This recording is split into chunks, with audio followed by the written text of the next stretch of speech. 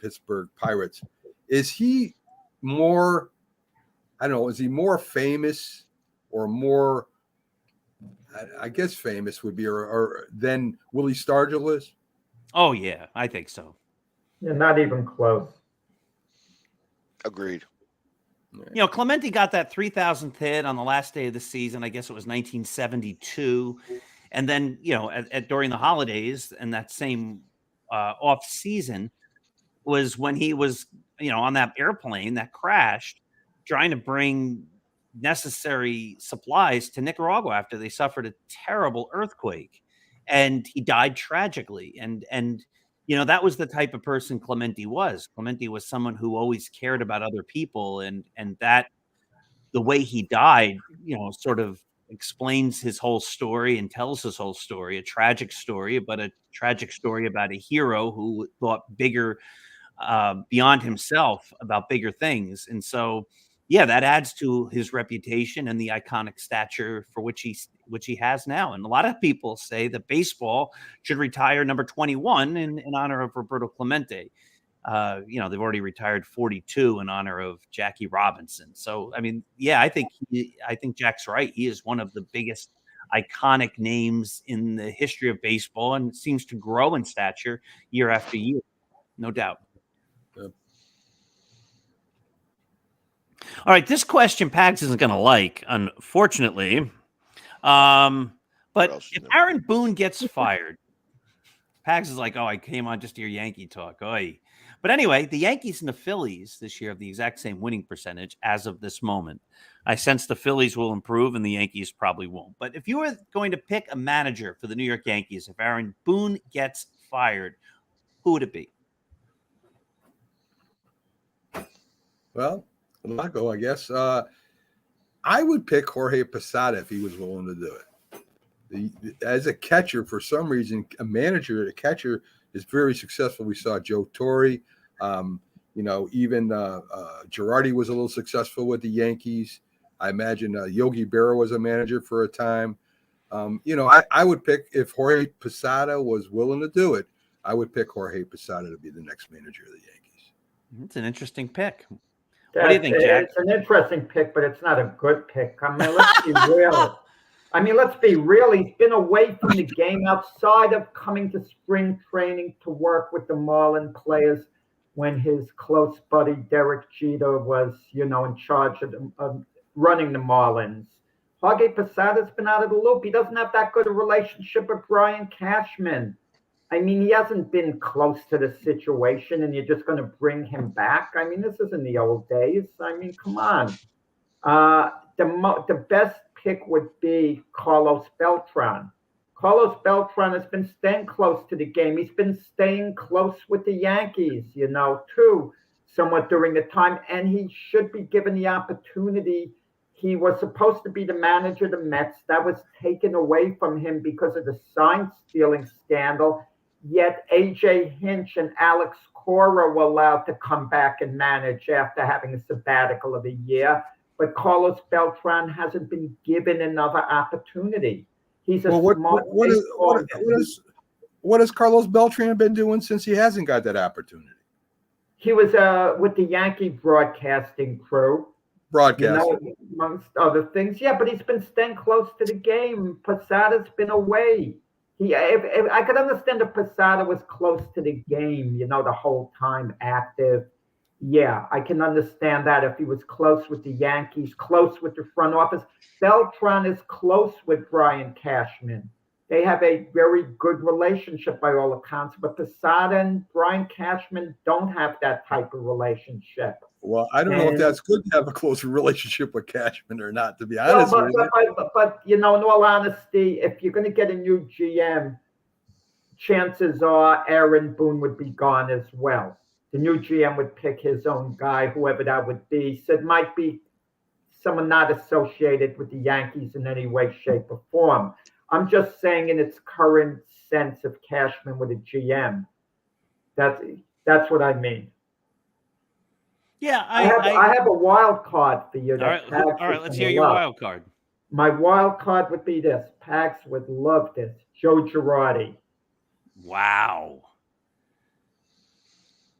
I think the Phillies did a whole lot better once they got rid of Joe Girardi, right? And that's one of the talking points for the Yankees is the Phillies turned everything around once they got rid of Joe Girardi last year.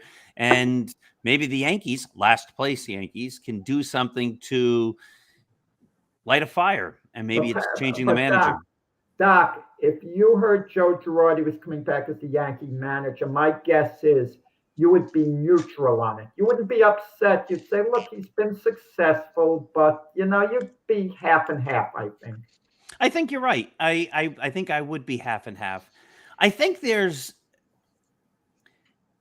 Showalter was a great manager, or at least a very, very, very good manager. But I also believe that there's a window when managers are successful and they're ahead of the curve, or at least on the curve, and then they find success, and it's very hard to adapt to a rapidly changing game. And I think Joe Girardi was a very, very good manager. I think he did great with the Marlins. I think he did great with the Yankees. And I was not happy when the Yankees got rid of him. And I thought he'd do well with the Phillies, but it seemed like the game has passed him by. It seems like for Buck Showalter, the game has probably passed him by. He hasn't not had a whole lot of success.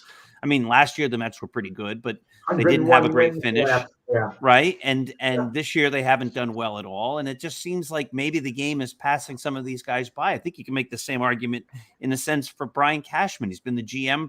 Doesn't mean he hasn't been a very good GM, but if you're in the same leadership position for decade after decade, sometimes you need a different perspective and a different way of looking at it. So I didn't come up with a name. I came up with a list of names, and some of them are old school names like Joe Madden and Willie Randolph and Tony Pena. Some of them are new school names like Hensley Mullins, who people are saying is one of the guys who was an assistant Yankee hitting coach who, since he left, has been one of the problems. And Mike Shildt, who just did a pretty good job with the Cardinals and then was let go. What I would do is I would do an interview process, and I'd want to hear how these guys would adapt to the game today and what type of leadership qualities they would give. So I couldn't pick a name right out of the blue, but I would definitely put those guys in my mix. What about you, Pegs? Billy Martin. Yeah, I hope not. Like that was the thing about Steinbrenner that drove us crazy, right? He just kept bringing back Billy Martin 5,000 times. So, yeah. I tell you, if he was to make it back now, that would really be something. Well, of course he's not alive. That would be this great thing. But has the game changed? Let's say hypothetically, for fun, Billy Martin could come back. Same philosophy. Don't you think the game has changed a little bit? It's become a big inning game.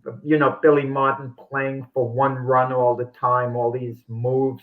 I mean, it's still good stuff, but I don't think it's as relevant as it was before. It has the impact that, would have now. So that's what I think is the problem with some of the managers of baseball.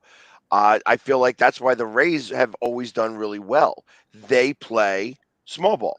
They play smaller ball. They don't hit a lot of home runs. They have to manufacture runs. They have to do whatever they need to do.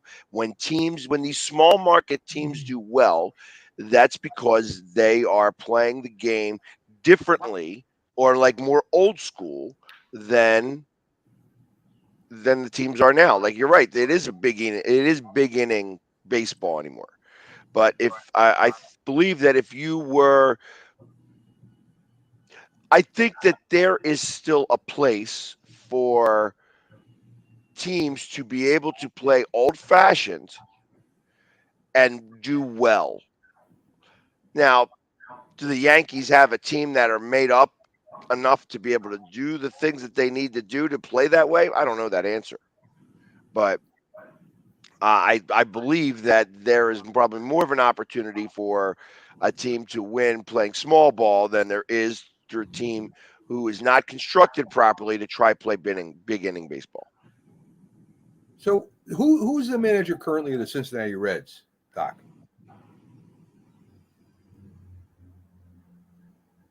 Hello, Doc? Doc is gone. All right. Doc Rose. It's gone, but the point is, I mean, you have to have the personnel to do certain things. It drives me crazy with the situation and you want to sacrifice bunt. And the situation might call for the bunt, but the guy up at bat isn't a good bunter. So why are you having him bunting? I mean, it doesn't make sense to me. You said Eric Bell was the manager of the Cincinnati Reds? Bell. David Bell. David Bell? That's who I want as our next manager. David Bell. That's who I want. I mean, I agree with you, Jack. It depends on what kind of players you got. If you got the older players that have more power than they do, then they are better at hitting the ball.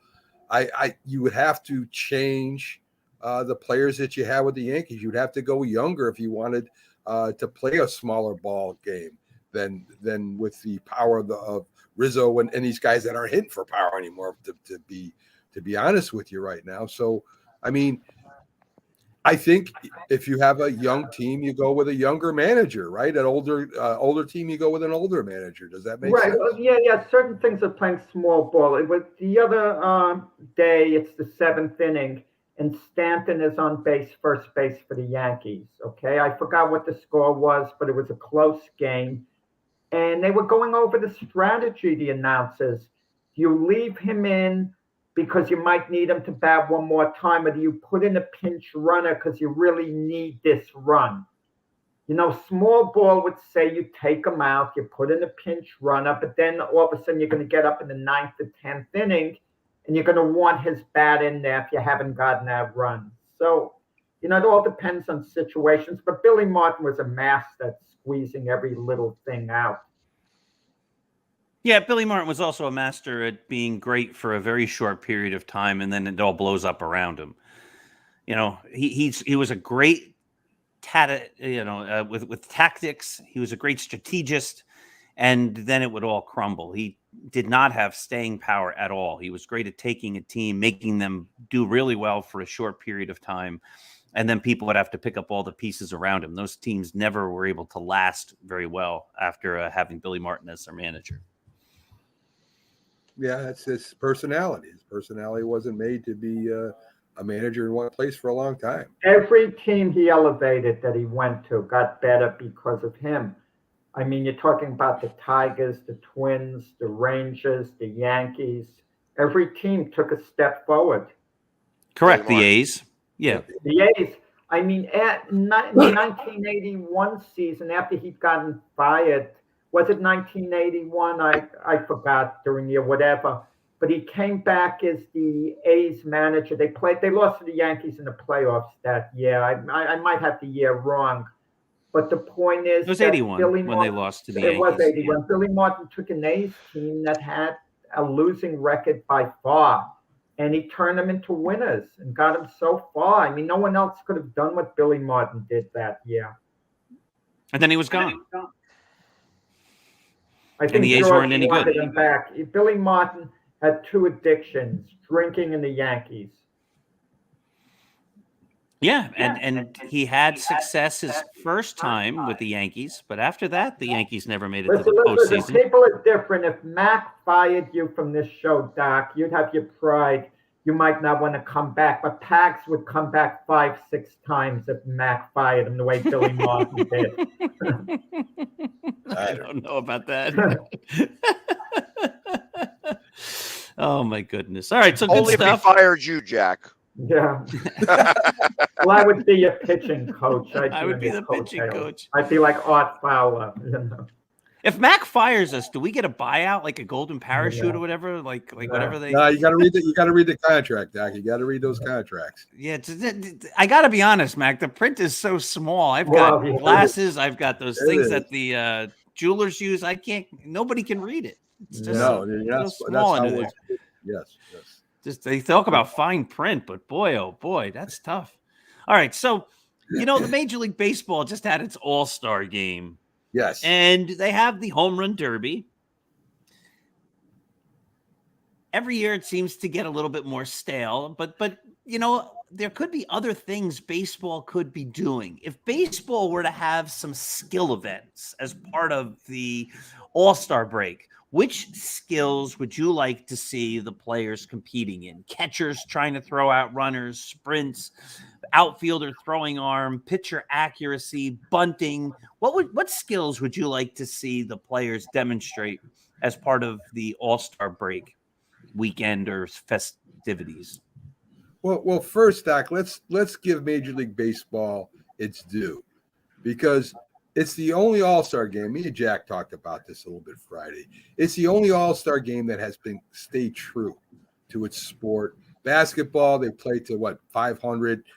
Football, they play flag football. Carlos saying pretty bad for MLB to get 10 million views. It is, but it's the only sport that really plays the game the way it was played years ago. You can't run over the catcher anymore. You can't go spikes up into the second baseman, but it's still pretty true to its sport. And it was a very close game. National League I think won 4-3, and it was a well played game, well pitched game, well hit game. I saw parts of it. It was a good game. So I give MLB its credit, its due. But the people want to see some kind of skill things. I think they were playing dodgeball or something in football, which I guess is fun. I didn't watch that, but the skills I think should be relevant to the sport, right? So in baseball, I'd love to see, how many times a catcher could throw out a guy going down to second baseman, to second base, not necessarily a guy running, but how many times it would have been accurate enough and true enough that he would have ended up throwing out a guy. I think that would be an excellent skill opportunity to show. Bunting and stuff like that, I think, would also be good. I don't know what everybody else thinks, but I think it would be cool to have some kind of skills besides the home run derby for the baseball. That would be great, Mac. Have a bunting skills thing. It would increase the viewership without a doubt. I know I would be watching. I mean, really good stuff. Well, you don't watch anyway. The best bunts. Brilliant. You don't watch anyway, Jack. So I mean, but it would cause me to watch bunting. That is exciting, good stuff. The bunting contest.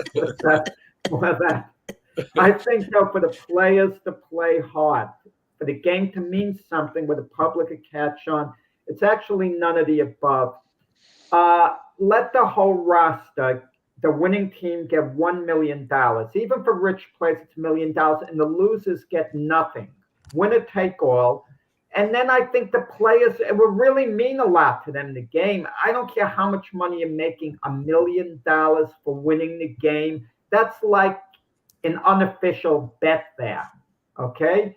And I think that we're all going to be intrigued because they're going to want that $1 million. And some of the all-star players are barely making more than $1 million. I mean, they're not all high-priced, especially the young players. And imagine the idea of $1 million. But if it had to answer your question directly, Mac, on that, and what Doc mentioned, the options, about the only other option of a skill thing that might be of interest is have the outfielders throw home. A runner slowly rounds third base. They're not running all out, and see an accuracy of throws, home as a play's going on. Because people like distance. That's why they like home runs. They like to see a ball sail. So to see a throw sail from the outfield, it's kind of a long ball type thing. That might be a little, interesting. But with that said, I hardly watch the All-Star game. It bores the heck out of me. Now, there's interleague play. It's lost its mystique. Who cares who won between the American League and National League? I was tortured during my childhood being an American League fan and seeing the National League win 19 out of 20 years. It meant a lot to me at that time. It didn't mean much to me. I'm still technically an American League fan, but with the National League winning for the first time since 2012, it didn't mean much. It's same thing with the World Series. It's no longer American League, National League rivalry. It's just like a best team. You just want your team to win it all. You're hardly representing a league anymore the way you did in the past. Well, I mean, I don't know how they would play any harder, Jack. I mean, the rules that are changed can't allow them to play any harder, even if you did give them $1 million. I mean, I don't know how much harder they could play. Let me tell you something. If this show had $1,000 to the best talker and nothing, no money for the rest of us. Pags would be stepping up his game right now a lot with $1,000 on the line. Well, what gets me is that you think that some more people are going to watch once they say, all right, the winners, every person on the winning team gets $1 million and every, the losing team don't get anything. That actually would turn me off more because, first off, the voting would be then very skewed because people are going to want the money. So you're going to now vote in people that are going to, hey, I want that $1 million. I need that $1 million for me rather than for anybody else. So it's like, I'm going to vote for me. I don't necessarily agree with that.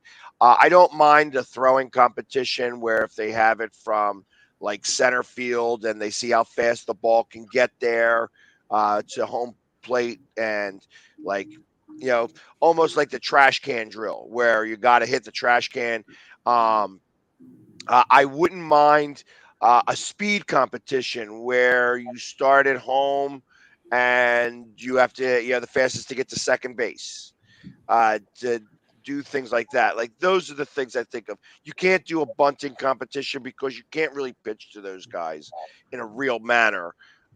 For like a batting practice type of situation. So I don't know that and if you're doing batting practice and bunting, that doesn't work. You know what I mean? Because that's not a real bunt.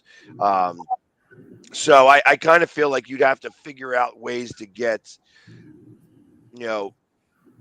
around how do you do certain things, like who could turn the fastest double play. But the problem with that is that, like, when you're doing something like that, like, what do you toss the ball to the guy because you don't want to hit the ball because every hit ball is going to be a little different than the other hit ball. So if the ball gets to them faster, when does the clock start? When the guy gets the ball or when the guy hits the ball?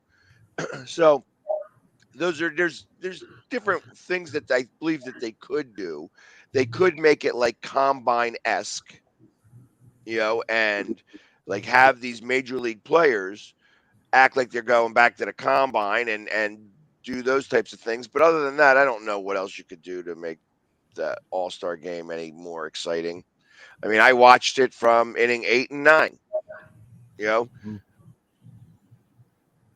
And of course, the Phillies did really well in it. Yes, they did. But I will say this, guys, just some of the players who decide they're not going to play in the All-Star game, they claim they have a little nagging injury, this or that, and they don't go. If a potential $1 million was on the line for them to be on the winning team, I think a few of them would find their way to the All-Star game. They wouldn't take off. I think that would probably help the players be a little more motivated to go there. In the olden days, the starting pitcher would pitch, right? He'd pitch multiple innings. He'd pitch deep into the game, right? Or whatever. What do we see this year? Garrett Cole pitched 1 inning. Woo! I mean, that's part of the problem is baseball, all sports, I believe, are trying to mitigate between showcasing the talent in some type of a all-star game format while also trying to make sure you don't do anything that's going to jeopardize the player's health. And, players who've played in the home run derby say the derby messed up their swing and they didn't get off to a good start in the second half. And I can imagine a guy in the outfield trying to ramp up to make a great throw to hit the trash can, hurting his arm. You had the Mets closer get hurt during the World Baseball Classic. I think the goal of every team should be to win as many games as you possibly can by having the best team on the field, and things like the All-Star games and these skill competitions distract from, or at least potentially distract from, a team being able to win their division. I mean, the Yankees probably would be doing a whole lot better if Aaron Judge doesn't crash into the wall and break his toe or whatever he did to his toe, tore a ligament, and miss more than a month of the season, right? And that happened in regular play, and you say, okay, it happened in regular play, but if something like that happens in an all-star game or in a competition or in some type of tournament like the World Baseball Classic, it becomes like more frustrating because we could have been better if my player wasn't participating in this thing. So Doc, what do you do? Wrap them all in bubble wrap and don't let them do anything? I mean, come on. Yeah, I'm not opposed to shutting down the All-Star game. Tell him, Mac. What do you do? I mean, you're paying these guys millions and millions of dollars to play a game. To And play a if you're game, gonna- yes. Right, and To if play you're the gonna- game for so- see, my and feeling how is you're can you paying $1 million protect- to play the game for the Yankees, How not are you for the gonna American protect- League, not for some all-star How are competition. you going to protect? How are you going to protect a guy from himself? I mean, how do you do that? No, Listen, I'm not saying that. I'm saying if well, a guy you're gets saying hurt that a guy playing, got hurt playing, yeah, and Yeah. and the All-Star game is part of history, whether you like it or not. And to me, the best players should be playing and playing all out. This is what they get paid for. That's why they're superstars. That's why they got. They didn't get Mac voted. has a point. Doc, Mac has a point. What's the difference between now and years ago when they went all out when Pete Rose ran into Ray Fosse? And let's forget that one play. All the players wanted to win badly. They put forth the extra effort on the field. Unlike today, you're thinking, well, the way you're talking, it's, well, don't die for a ball if you're an outfielder. Let it fall in, But back in the day, they went all out like it was a regular season game. because they cared. They don't care anymore. But that's wrong. That's wrong. Okay, it's wrong, but the players today don't care. Garrett Cole pitched one whole inning. That's the way the game is designed now. We're not going to push the starting pitcher too hard. The starters might play a couple of innings, but then we'll get them out of there so everybody gets their turn. There used to be a time in the All-Star game where you could be on the roster and never appear in the game. A better question is this. For an All-Star game, what should be the obligation? Not what should be the obligation to try to win the game and only play your best players, or give everyone a chance because they're that? And All-Star, you want to get everyone into the game. So here's what I believe. Here's what I Yeah. think. If you wanted to try to spruce it up some and you wanted to add some money to the mix and do all that, you have each division field their own team. And well, that's here's 6 divisions, so that makes it tough too. So, but yeah, and have like a small little round robin, like these 7-inning games, and like so that the winners move on and such like that, and you get to the final one, and that team wins $1 million per person. You got a point. That's not a bad idea. You do the divisions, maybe 3-inning games, a round robin. Let it go a few hours. Started early in the evening, and then they could be picked up nationally, the semis and the finals. Well, you know what? There's no other sports. Yeah. It's the only time the All-Star game. Now, I'm going to take out women's sports now because women's sports have changed that. But it's the only time all year long, the day before and the day after, that there are 0 sports on before the All-Star game. So I think you give these guys a whole week off instead of just 4 or 5 days.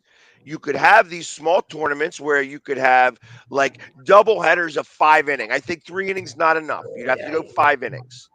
Not for a full week. And I'm not talking double headers. I'm talking like, all right, so you have the NL East versus the AL South. You know what I mean? And then after that, it's the AL East versus the NL North or whatever it is, or whatever these things are, Central. You know what I mean? And have these 5-inning tournaments, and then they said you get everybody to kind of play. This is what it is. The best records after 3 games. You get the top 4. You have the 2 play against the 1 versus 4, 2 versus 3, and then the championship. And the championship you have is a 9-inning game, and the winner gets $1 million each. Will people watch that? I think people would be intrigued. I think it would be very similar to hockey All-Star game where people be like, oh, they're doing this 3-person game, 3-person on a team, or on the ice. It's different. A lot more speed, a lot more action. That's kind of what's going on. Kind of feel the exact same way. You know something, guys? Maybe the best thing is to do nothing at all, leave it as be. I think it means a lot to the players to show up for the All-Star game. They had the red carpet this year, as opposed to just running out to the baseline and being introduced. And I think a lot of players do enjoy that. They do enjoy that moment. So it kind of does mean a lot to them because they feel special. They're an all-star. They're part of the exclusive club. Viewership was down, but maybe who cares after a while? Let it just run its course as is, and we don't have to watch. Well, Doc has been putting up a lot of Carlos's comments, and some are really good. I mean, fan voting, should it be fan voting or should it be the best player who's playing the best this year? See, to me, that's part of the problem. I mean, when I was if a guy is injured, Jack, if a guy is injured, they vote him on the All-Star game, All-Star team. I mean, shouldn't we have the best players this year that are playing be the All-Stars, not the fans voting in their favorite team guy? That's a great question. And, that's been a question going on for a lot of years. I remember when I was a kid, the great Bill Mazer was a talk show host. And I remember him discussing the topic, saying the fans should vote because it's a game for the fans. So let them vote on whatever team they want. But I will say this, though. When it comes time to vote for the Hall of Fame, the Hall of Fame voters take a peek at how many All-Star appearances a player's had. And that could be deceiving if the All-Star appearances are based on a fan vote, not a more knowledgeable vote of people in the game. I mean, Doc, what do you and Pags think? Do you think it should be the best player for the year, or do you think the fans should vote in their hometown hero there? I got to be honest. To me, the All-Star game has lost its appeal. It never really had a whole lot of appeal for me. One of the ideas of the All-Star game was this belief that if you were in a certain city or in a certain area, you couldn't see players from other teams and other leagues. And that was true, like, except if you're in a big city like New York, where you had New York National League and American League teams. But if you didn't have teams from both leagues in your city, this would be the only chance you'd ever get to see Willie Mays or Hank Aaron or Mickey Mantle or whomever. Now every team plays every other team. It sort of takes away the whole point of having the game, because you can't say we're not going to see Shohei Ohtani because your team's going to play the Angels. And you can't say we're not going to see player X because your team's going to play that team. And that's one of the new things. To me, it just feels forced. It feels fake. It feels like, and I know you're saying the game is the same, and the game is the same, and they're playing the same game, but they're not going all out. And if I'm a Yankees fan and Aaron Judge is playing in the All-Star game, and he hits 5 home runs and wins the All-Star game, I got to be honest, like, okay, nice, good job, Aaron Judge. I'd rather you do that in a regular game and help the Yankees win a regular game. And if my best player shows up at an All-Star game and gets hurt, and that jeopardizes the rest of my season, I'm not happy at all that he was an All-Star. I don't want him on that team. I don't want him on the field. I don't want my starting pitcher pitching more than an inning, because I don't want him to get too tired or hurt himself pitching because he's trying to get somebody out. So for me, the All-Star game is something that's past its time. It's past its interest. And I think a lot of the fans are saying that. That's why the viewership goes down every year. And the idea of the red carpet, I mean, it's just getting, to me, that was lame. It was just silly. Oh, look, we're going to have a baseball player coming in on a red carpet in an outfield. I mean, really? It became very NFL-esque. NFL-esque. That's what they're trying to do. They're trying to mimic the NFL. This is a copycat. It's a copycat world, and that's what they're trying to do. They're saying, hey, the NFL is able to pull it off. We can pull it off too. And you know what? Truth of the matter is that if you are at the game, if you were in Seattle, that's content for them. So they get to see the players up close. They get to do the things that all those people are there to see. It's not really meant for the people that are watching from home. Home is boring, but Major League Baseball, MLB Network needs something to put on. Rather than showing the reruns of, All-Star games past. So I think I don't think it's meant for the people really at home. It doesn't show well to the people at home. It's meant for the people that actually went to Seattle. I think if you're a baseball fan, it's a good game. And and you watch and you saw an all-star game that was played the way baseball's been played. It was a good game. I don't know what. Hey, I and the don't know National League won for the first time since 1976. And I will say this, as far as Doc goes, Doc forgets, because a year ago, I'm sure he had a big smile on his face when he heard Giancarlo Stanton was the All-Star Game MVP. I gotta guess I didn't watch it at all last year, and I You didn't mean that care. didn't make you happy to hear? And Carlos, Tino no. Martinez, when he won the home run derby all those years ago, like, okay, big deal. No, I think That- I agree with Pags. After the World Series, they don't want us to watch an All-Star game. Nah, we don't want to watch any baseball. No, it wouldn't. It couldn't even happen that way. It would have to happen like you'd have to happen after the regular season, and there's no way that there's going to Well, be able to do that. a good point Carlos makes. He mentioned with the playoffs. Even the playoffs seem a little long unless your team is in it. By the time you get to the World Series, I'm exhausted. No offense, the Phillies playing the Astros last year.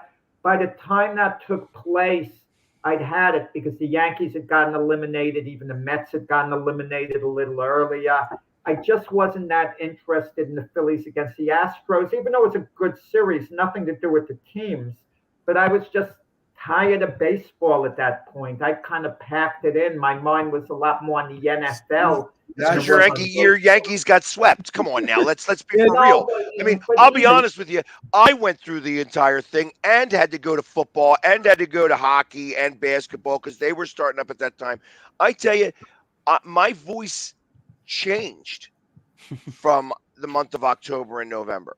You know what I mean? Like it was so much for me, and my body. When March finally came, when February ended and the Super Bowl ended, and I finally was able to take a break, because obviously, out of all of us here, I definitely probably go to the most games, and not even questionably. You go to more games than the three of us combined and quadrupled.